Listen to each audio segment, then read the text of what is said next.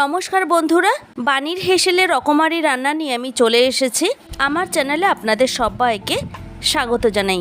আজকে আমি তৈরি করে দেখাবো একটা স্ন্যাক্সের রেসিপি।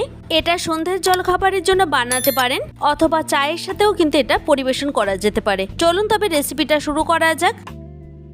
এই ব্রেড পকোড়াগুলি তৈরি করার জন্য নিয়েছি 4টা স্লাইস পাউরুটি। অন্যদিকে একটা বাটিতে আমি কিছুটা পরিমাণে জল রেখেছি। এখন এই পাউরুটিগুলিকে এইভাবে জলের মধ্যে নিয়ে এইভাবে চেপে চেপে জলটাকে বার করে দেব। একই রকমভাবে আমি সবকটা পাউরুটিরই এইভাবে জলে ভিজিয়ে নিয়ে তারপর চেপে চেপে জলটাকে বার করে দিলাম। এখানে একটা বাটিতে একটা ছোট সাইজের আলু গ্রেটারে ঘষে ভালো করে জল দিয়ে ধুয়ে পরিষ্কার করে নিয়েছি। আমি জলের মধ্যে ভিজিয়ে রেখেছি যাতে আলুগুলিতে দাগ না হয়ে যায়। এখন এইভাবে আলুটাকে চেপে চেপে জলটাকে বার করে নিয়ে আমি বোলের মধ্যে রেখে দেব। এখানে ব্রেড পকোড়াগুলি ভেজে নেওয়ার জন্য আমি কিছুটা পরিমাণে সবজি কেটে নিয়েছি। যেমন এখানে আছে লঙ্কা, টমেটো আর পেঁয়াজ, 2টো লঙ্কা আছে, কাঁচা লঙ্কা। এবার দিয়ে দেবো একটা টমেটো কুচি। এখানে একটা ছোট সাইজের টমেটো কেটে নিয়েছি, সেটাই দিয়ে দিলাম। এখন এর মধ্যে অ্যাড করব একটা বড় সাইজের পেঁয়াজ। আমি পেঁয়াজটাকে মিহি করে কেটে নিয়েছি, সেটাই দিয়ে দিলাম। স্বাদ অনুযায়ী নুন দিয়ে দেব। এখন এর মধ্যে দেব 1 teaspoon chaat masala, 1 teaspoon green chilli sauce. এখানে গ্রিন চিলি সসটা দেওয়ার কারণ হলো আমি এখানে লঙ্কাটা খুবই কম ব্যবহার করেছি, মানে 2টো কাঁচা লঙ্কা ব্যবহার করেছি। আর এর মধ্যে দিচ্ছি 1 টেবিল স্পুন টমেটো কেচাপ, দিচ্ছি শেজওয়ান সস ছোট চামচের 1 চামচ। এখন এই সমস্ত উপকরণগুলিকে এইভাবে ভালো করে মিশিয়ে নিতে হবে। আর এই ব্রেড পকোড়াগুলি কিন্তু সস দেওয়ার কারণে খেতে কিন্তু খুবই টেস্টি লাগবে।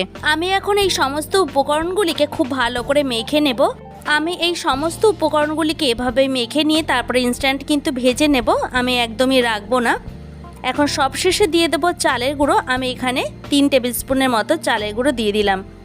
এখন চালের গুঁড়োটাকেও সমস্ত উপকরণগুলির মধ্যে খুব ভালো করে মিশিয়ে নিতে হবে। আর এই চালের গুঁড়োটা দেওয়ার কারণে কিন্তু এর মধ্যে একটা ক্রিসপিনেস আসবে। এখন চলে যাব এগুলি ভেজে নেবার জন্য। তার জন্য ওভেনের ওপর একটা কড়াই বসিয়ে দিয়েছি। এখন গ্যাসটাকে অন করে দেওয়ার পর এর মধ্যে দিয়ে দেব পরিমাণ মতো তেল। এখানে আমি পকোড়াগুলিকে রিফাইন্ড অয়েলে ভেজে নেব। তো তেলটা এখানে খুব ভালো মতো গরম হয়ে গেছে। তারপর এভাবে পকোড়াগুলিকে ছোট ছোট করে আমি কড়াইয়ের মধ্যে দিয়ে দিচ্ছি।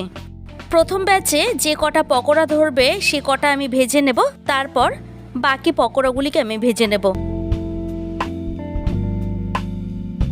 2 থেকে 3 মিনিট বাদে আমি পকোড়াগুলিকে উল্টে দেব অন্য পাশগুলি হওয়ার জন্য।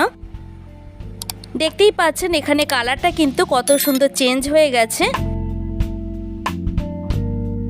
এভাবে যদি মিডিয়ামে দিয়ে পকোড়াগুলিকে ভেজে নেওয়া যায় তাহলে কালারটাও সুন্দর আসবে, পকোড়াগুলি কিন্তু পুড়েও যাবে না, খেতেও কিন্তু ভালো লাগবে। যখন তখন মুখরোচক কিছু খেতে ইচ্ছে করলে এইভাবে কিন্তু ব্রেড পকোড়াগুলি বানানো যেতে পারে। এর আগেও আমার চ্যানেলে আমি অনেক রকম পকোড়ার রেসিপি শেয়ার করেছি, চাইলে দেখে নিতে পারেন। যদি এই রকম আরও নিত্য নতুন ভিডিও পেতে চান তাহলে অবশ্যই আমাকে কমেন্ট করে জানান।